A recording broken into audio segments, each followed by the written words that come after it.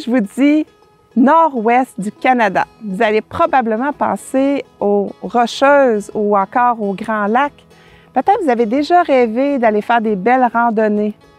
Mais pour mon invité aujourd'hui, Vicky Côté, c'est une aventure avec les moyens qu'avaient les voyageurs à l'époque de 1793 qu'elle a parcouru ces beaux paysages. plus précisément 1240 km en canot d'écorce et 360 km de portage. Alors, restez avec nous car elle va nous faire découvrir ce spectaculaire défi dans quelques instants.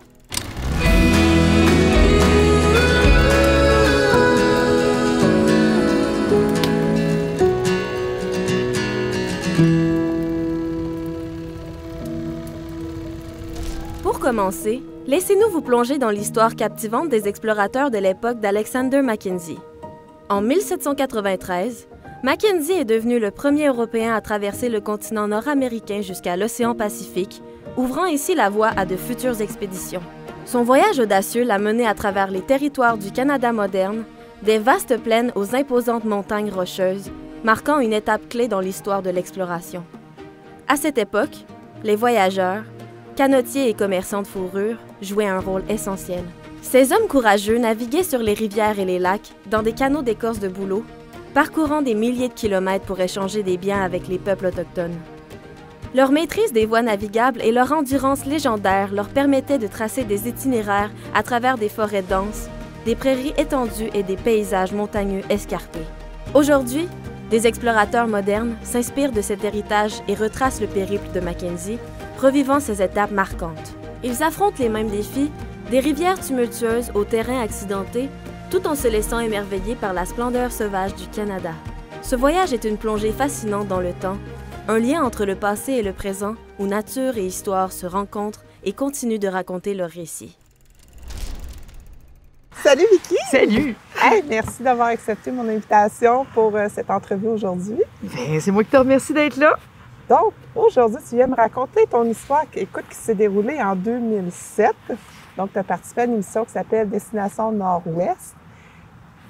Comment que ça a parti, ça? C'était-tu une émission que tu appliquais pour pouvoir participer? Comment ça fonctionnait à l'époque? Bien, en fait, il y avait une saison 1 que j'avais suivie religieusement. Puis ensuite de ça, cet été-là, 2007, tous mes amis, on faisait tout le temps des voyages de pêche à chaque année. Puis cette année-là, il n'y en avait pas de prévu. Tout le monde avait quelque chose, en tout cas, fait qu'il n'y en avait pas de prévu. Puis j'ai dit, hey, je vais m'en faire mon voyage de pêche. Fait que là, j'ai dit, ils vont pêcher sûrement, tu sais, c'était traverser une partie du Canada. Fait que je me suis inscrite, il fallait s'inscrire. Puis tout le monde disait, ah oui, c'est sûr, tu vas être pris. Puis je me suis inscrite à ce moment-là.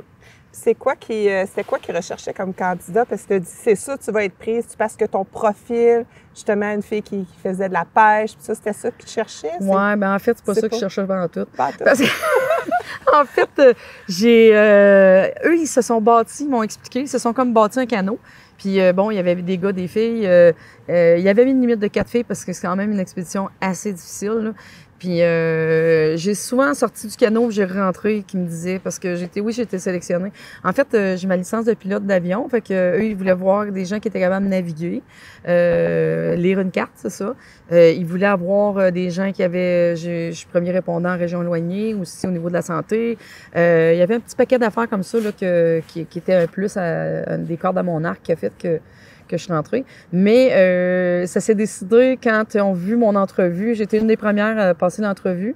Puis la caméra, il y a eu un problème de son, en fait. Puis j'étais debout. Puis la caméra fonctionnait, puis le son fonctionnait pas. Fait qu'ils ont dit, si tu veux attendre 2 petites minutes, ils disent, on va régler le problème. Alors, je suis debout, j'attends, tu sais. Puis je fais comme, je fais comme, on s'en donne bien professionnel. Je me disais dans ma tête, puis juste, ils ont vu ma mimique, que ça voulait tout dire. Puis ça, ils ont fait comme, là, la caméra, ça va passer parce qu'elle n'a pas besoin de parler, puis on voit que ça y tape ses nerfs. Fait que là, je suis rentrée dans le canot à ce moment-là, puis ils se sont mis à regarder ça. Là, c'était vraiment un petit coup de foudre là, qu'ils ont eu là, quand ils ont vu ce moment-là. Ça a passé dans les bloopers, d'ailleurs. Puis, tu me dis, tu as fait ton entrevue, puis après ça commençait-tu rapidement, l'émission?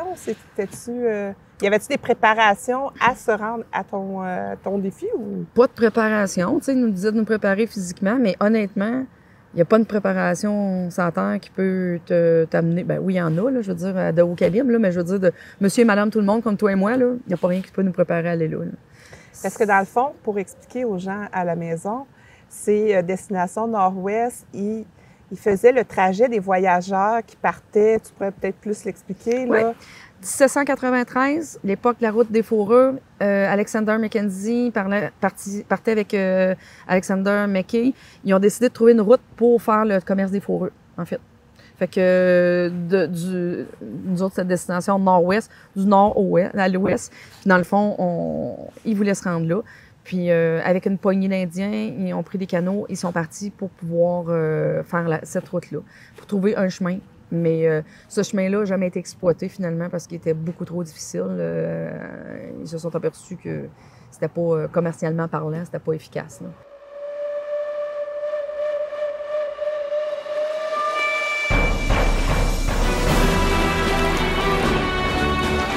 Destination Nord-Ouest.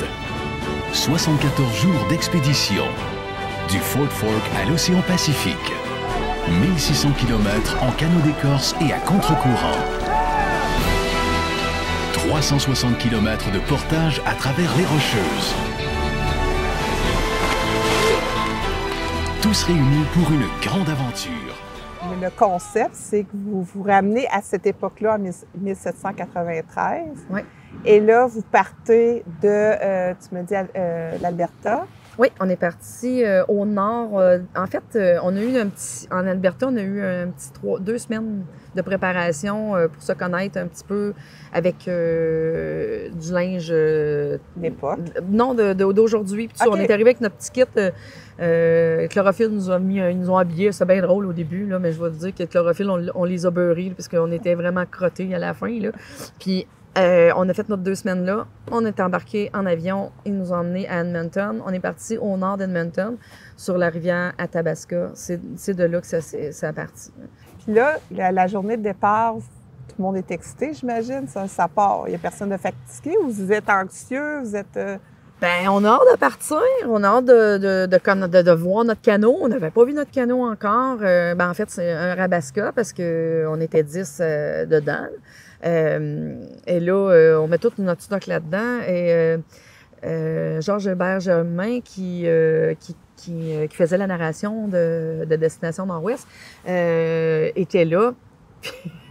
Il disait que la rivière, je me rappelle pas exactement le nombre de nœuds, là, mais je vais dire un exemple de, mettons, 6 nœuds à l'heure, là, que la vitesse, c'est comme des kilomètres, là. Bon, fait que donc, elle descendait, je vais le mettre en kilomètres-heure. Mettons, elle descendait à 6 km/h.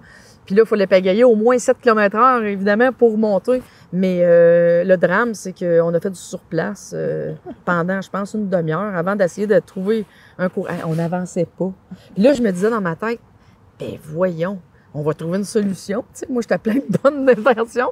On va trouver une solution. Mais à pagayer, ça n'avançait pas. Comment ça se passait vos journées, mettons une journée type là, pendant votre traversée? En fait, il n'y en avait pas de journée type. Okay. On peut pas dire qu'il y en avait une. C'est bizarre, hein, parce que, tu sais, c'était... Nos priorités changent. C'est un peu... tu sais, il y a des gens qui vivent des décès, il y a des gens qui vivent des difficultés, mettons, particulières. Puis on le sait, à ce moment-là, nos priorités changent.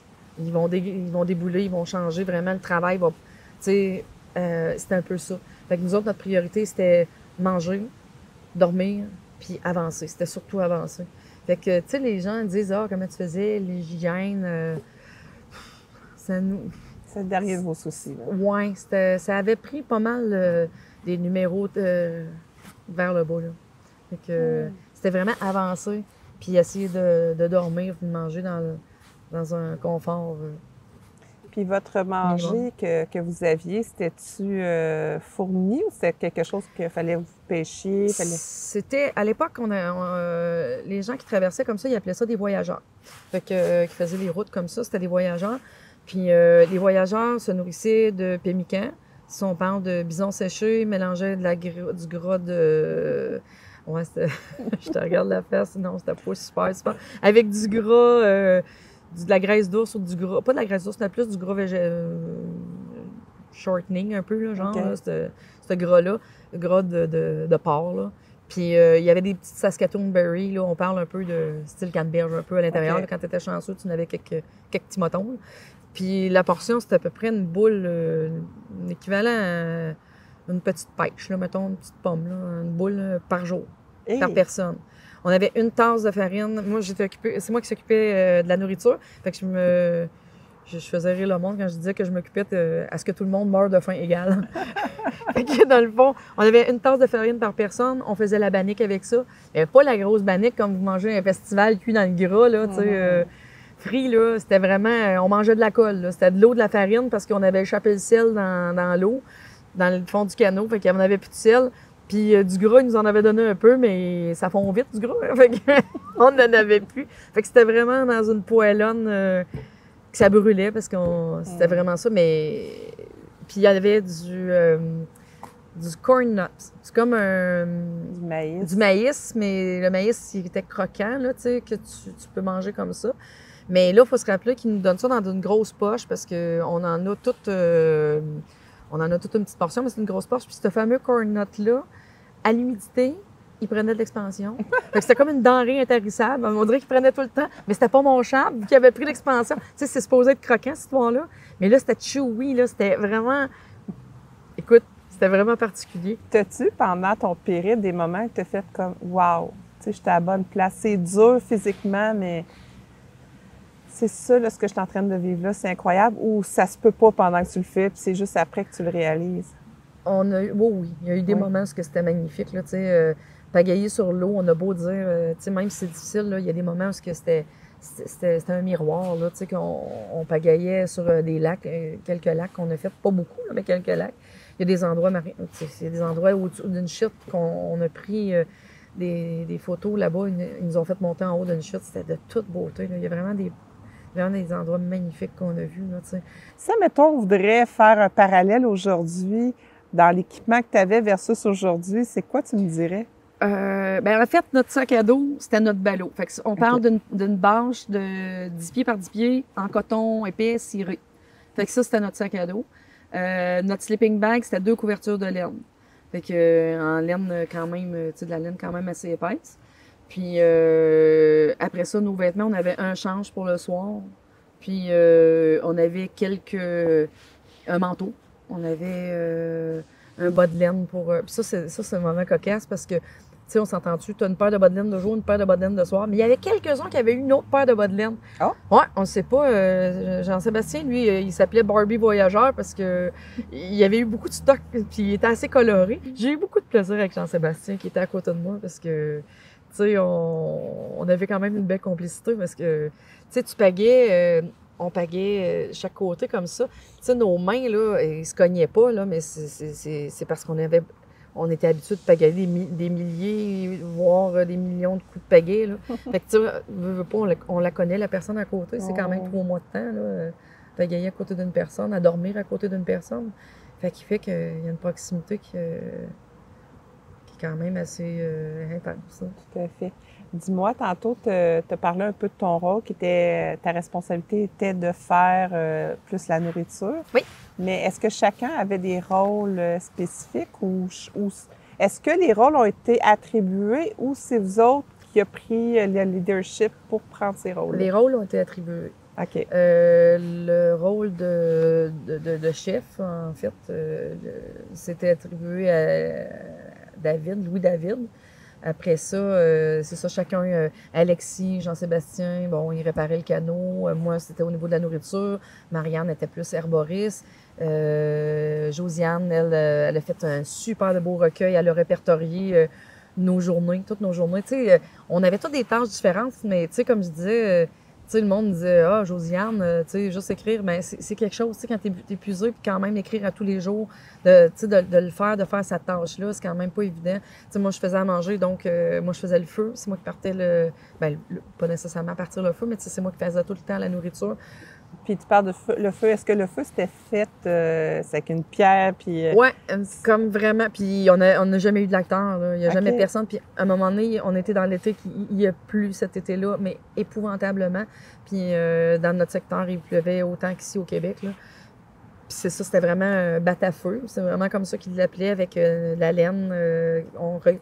réussi à prendre une petite étincelle, puis en soufflant avec des petites brindilles de partir le feu. Mais ça a l'air pire que ça, là, parce que honnêtement, une fois que tu l'as parti, quelques fois, là, après ça se fait quand même relativement bien. Encore faut-il avoir des choses secs. Puis la température, au niveau de la chaleur, c'était quoi les journées? Dans la journée puis le soir, c'était froid? C'était de la pluie. Il y avait beaucoup de pluie. Tu sais, je ne dis pas qu'on n'a pas eu de soleil, là, mais beaucoup de pluie. Tu sais, les premières journées, quand on a couché dans le coin de Winnipeg, là, ça, je disais, le gars qui a écrit la tourne, à Winnipeg, les nuits sont longues, là, c'est parce qu'il n'y avait pas été, parce que, tu sais, le soleil, écoute, puis c'est ça. Nous autres, on n'avait pas de monde. On avait un sextant, mais écoute, le sextant, là, je vais vous le dire, franchement, c'était dans une boîte. Premièrement, c'était lourd, de un. Puis de deux, c'est une pièce de collection, là, quand même. Là. Puis le sextant, on l'a chopé, je sais pas combien de fois, puis il a pris le bord. C'est quoi ça? En fait, c'est pour se repérer avec la lune, le soleil, pour pouvoir voir l'heure. Mais hey, oublie ça, le sextant, il a pris le bord, là. On l'a pas traîné super longtemps. Fait qu'on n'avait pas d'heure, on n'avait pas de... Ben, écoute, on n'était pas fous, là. On voyait le soleil, fait qu'on arrêtait quand le soleil se couchait. Puis on se levait avec le soleil qui se levait. Ben en fait, les oiseaux qui chantaient. Quand le premier oiseau chante, ben on n'a pas le choix, on se réveillait. Mais il y a des nuits qui ont duré 4 heures. Tu sais, la nuit n'était pas longue. À ça qu'Alexis, un matin, on faisait bouillir l'eau. Puis il est allé se coucher, puis à un moment donné, il s'est réveillé, il dit « Hey les filles, levez-vous, levez-vous ». Puis là, à un moment donné, « Ben non, Alexis, on est... » Là, il dit « Hey, OK. » Il s'était trompé. il s'est endormi un peu, il s'est réveillé, puis il pensait que sa nuit était faite. Je dis « Ben non, couche-toi. » La nuit n'était pas faite. On était vraiment fatigués. Tu sais, pour qu'on arrête une journée, mettons, parce que on a arrêté sur le bord parce que les gens avaient envie de pipi, puis tout ça, puis on a fait une petite pause, parce qu'il y avait un endroit de quoi, puis il y avait un gros soleil, puis des grosses roches chaudes. Puis tout le monde s'était foiré comme des crapauds soleil dans les roches. Mais tu sais, sur 10 personnes, les 10 se sont endormis. Là. Ah. On était trop fatigués. Là, Parce que là, ça a duré 3 mois, ce périple-là? Oui. Pendant 3 mois non-stop, là, il n'y avait pas une journée de congé au travers de ça? Là. On a eu, en fait, c'est pas vrai, on a eu 2 journées à des phares où est-ce que les voyageurs prenaient un break. Okay. Parce qu'on faisait vraiment la même run, on passait au même endroit. Donc, où est-ce que les voyageurs prenaient leur break? On a eu un break là, de 3 jours à Fort St. James. Ah, Fort St. James. ça faisait du bien. Parce que là, tu avais le droit de prendre une douche, tu avais le droit de manger. Bien, il n'y avait pas de douche parce que. Bien, c'était pas une douche, mais c'était. C'était Fort St. James. En fait, les voyageurs arrêtaient là. Et le fort, il y a des. Tu peux peut-être m'aider, des gens qui sont dans le fort, qui travaillent dans le fort pour quand tu vas. Mais là, c'était touristique en ce moment, mais dans le temps, c'était plus pour les voyageurs. Oui, c'est ça. Dans le temps, c'était vraiment un fort parce que les gens arrêtaient, ils se nourrissaient, ils se ravitaillaient, puis ils repartaient parce qu'il y avait plein de voyageurs, plein de monde qui passait là. Puis là, ils en ont fait un endroit touristique où est-ce qu'il y a des gens, des comédiens qui sont là. Puis il y a des maisons, c'est tout barricadé avec les petits poteaux. Fait que là, tu as la dame qui fait, ça fait 20 ans qu'elle travaille là, puis qui a son petit lit en paille, puis tout ça. Puis là, ben nous, ils nous ont laissé le droit de prendre possession des lieux. Oh. Au début, là, les comédiens, là, ils capotaient bien raide. Mais ils trouvaient pas ça drôle. Tu sais, moi, là, il y avait quelqu'un qui était couché. Moi, j'avais une jaquette sur le lit. J'ai pris une jaquette. Hein, il y a une jaquette propre. Fait que j'ai pris une jaquette. Puis je me couchais dans le petit lit de paillasse. Et là, parce qu'ils nous avaient attribué aussi les maisons. Hein. Il y avait deux maisons. Puis ils nous ont séparés. Puis on s'est installés là-dedans. Mais les comédiens, au début, ils capotaient. Jusqu'à temps qu'on sorte dehors le lendemain, on commence à réparer notre canot. Pour eux autres, il n'y avait même plus besoin d'interpréter. Ils voyaient, les gens passaient, les touristes passaient, puis ils voyaient vraiment, on était des vrais acteurs qui faisaient notre job de voyageurs parce que, oui, il fallait réparer notre canot. C'était une place où vous avez fait leur travail à eux le temps que vous avez été là. Exactement. On a scié du bois à la... je me rappelle pas. Je sais pas. En tout cas, c'est ça. Avec une scie, là, chacun de notre côté. On a fait... puis, on n'avait pas le droit il n'avait pas le droit de nous donner du stock. Fait que qu'est-ce que vous pouvez faire, c'est qu'il y avait des gens qui avaient des tuniques qu'ils portaient pour jouer leur rôle, qui étaient brisées. Fait que moi, j'étais une facilité dans la couture. On a sorti la vieille machine à coudre qu'il y avait, puis à la main, j'ai réparé leurs vêtements, puis ils nous ont donné en échange. Oh. Fait qu'on faisait du troc, en fait. Là. Fait que c'était notre seule façon d'avoir des choses, c'est de faire du troc. On pouvait pas s'en sortir sans ça. On n'avait pas d'argent. Fait que... Écoute, je pense qu'on a passé au travers un peu. Bon, c'est sûr qu'on pourrait en parler pendant des heures et des heures. Mais dis-moi, as-tu un défi à me lancer? Bien, on a parlé tantôt du bat-à-feu. Oui. Ça, c'était quelque chose de particulier parce qu'il y a des gens qui avaient bien peur. C'est pas tout le monde qui était capable de le partir. Et moi, j'aimerais ça de pouvoir faire un petit feu avec le petit bat-à-feu. OK. On y va-tu? C'est sûr.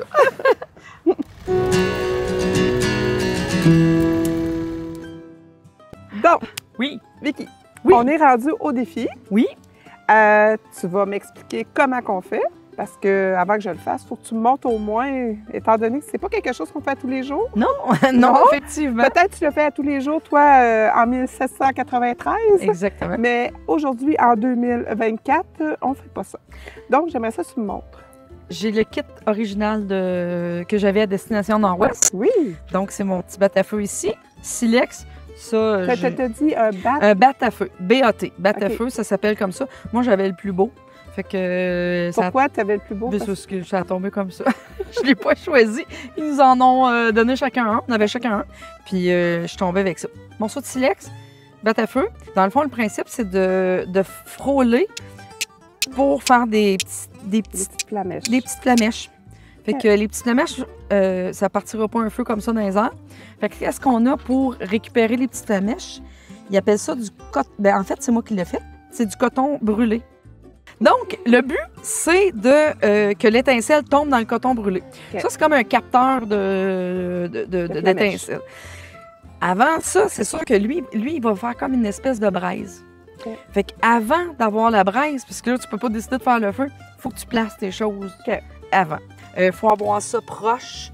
Des petits foins. On a ramassé des petits foins. On va l'essayer aussi avec ça. Fait que tantôt, quand on va prendre l'étincelle, on va coller ça dessus, on va souffler pour que ça prenne en feu. C'est bien. Comme moi, tu vas être crotté. Oh, merde. Ben, moi, te le dire que... Ah, je l'avais. C'est vraiment dur de faire des étincelles. C'est pas... Il faut que ça tombe de... Tu sais, il y a une question, comme je te disais, de... Bon, je l'ai. Bon. Tu vois-tu? Oui, oui. Ça, faut pas la perdre. Fait que là, c'est là que je vais faire.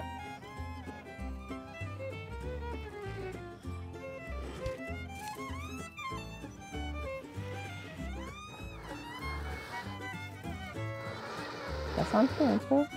Et voilà! C'est le feu. C'est pas super propre comme un lacteur, mais bon, c'est le feu.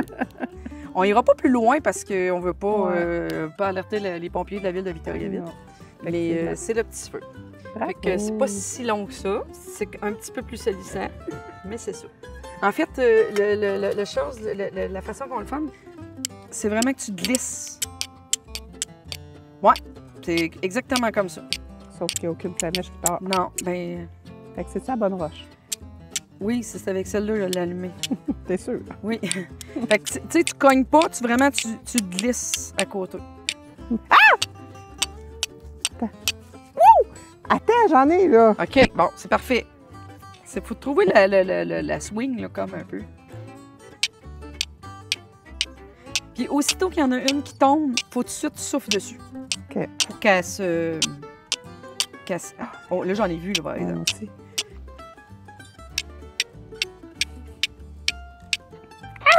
J'en ai eu.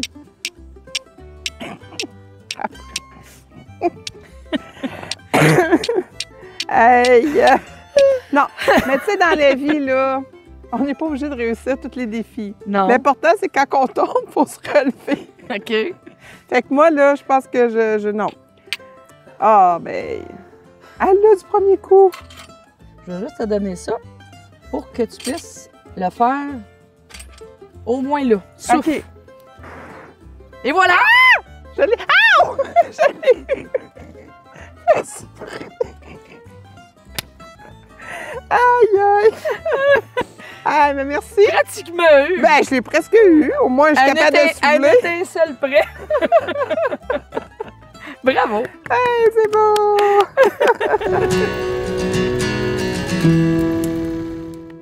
Voilà, j'ai relevé mon défi. Bravo! Bravo! Merci. Merci pour ton aide. Ah, ben, on était un étincelle près. Ben, mais je le sentais, là. Mais bon, ton aide a été très précieuse pour ce défi-là. Écoute, Brûlure à l'appui. Hein? Brûlure à la pluie. Ne faites pas ça à la maison. Seulement les professionnels peuvent C'est ça. faire ça. Bien, tout d'abord, j'aimerais juste revenir sur ton défi que toi, tu as relevé en... Je sais que tu en as relevé plein depuis ce temps-là, mais ton défi que tu as relevé en 2007, qu'est-ce que tu retiens de cette belle expérience-là? Lâcher prise. OK. Je pense que j'ai eu besoin de ça au début de l'expédition, puis une fois que c'était fait, ça a été plus facile. Ouais. Puis, à ton retour à la maison, ça a-tu été difficile de vivre? Bien, toi, dans le fond, ça a été tourné en 2007, mais ça a été, on l'a vu à la télé en 2008. Oui. Entre la période que ça passe à la télé puis la période que tu as tourné, comment tu l'as vécu? Bien, en fait, on n'avait pas le droit d'en parler, mais tu sais, si les gens n'avaient pas vu les images, c'était difficile d'expliquer qu'est-ce qu'on avait fait parce que c'était comme un peu, tu sais, nous voir caler dans la boîte, jusque se traîner dans la boîte, tu sais, c'était pas explicable. Fait que, en même temps, non, moi j'ai tenu ma parole, j'ai pas dit un mot, rien là-dessus, là. Mais j'étais plus zen, tu sais. Ouais. Puis après tout ça, cette aventure-là, tu as fait plein d'autres choses. Juste rapidement, là, toutes les expéditions que tu as faites, parce que c'est incroyable tout ce que tu fais, là. Peux-tu m'en énumérer, là, Nico? Ah, bien, j'ai fait l'Islande, on a fait, c'est ça, j'ai fait une traversée en Islande, j'ai fait la traversée de Charlevoix, en Chine, la muraille de Chine, j'ai fait du canot, j'ai fait la Yukon River. Okay. J'ai fait la Chilkoot Trail, j'ai fait, on arrive de Banff, on a fait la Chloé jusqu'à Banff, j'ai fait la West Coast Trail. Puis ça part toutes les petites expés ici au Québec là, qu'on s'organise de temps en temps. Là. Bien, écoute, pour te remercier de ton passage à l'émission, je te remets le bof officiel. Ah! Donc, tu vas pouvoir l'utiliser dans tes expéditions que tu vas faire. C'est avec le logo de notre émission, J'ai mon voyage. Mais c'est donc bien hot! Fait que là, si tu vois, là, c'est des montagnes, c'est magnifique! C'est beau! Vraiment! Puis, je te le remets avec plaisir. Puis, je te remercie sincèrement pour tout ton partage, ta générosité. Merci. Et vous à la maison, on se dit à la semaine prochaine avec un nouveau défi qui va nous être présenté. À voir la semaine prochaine.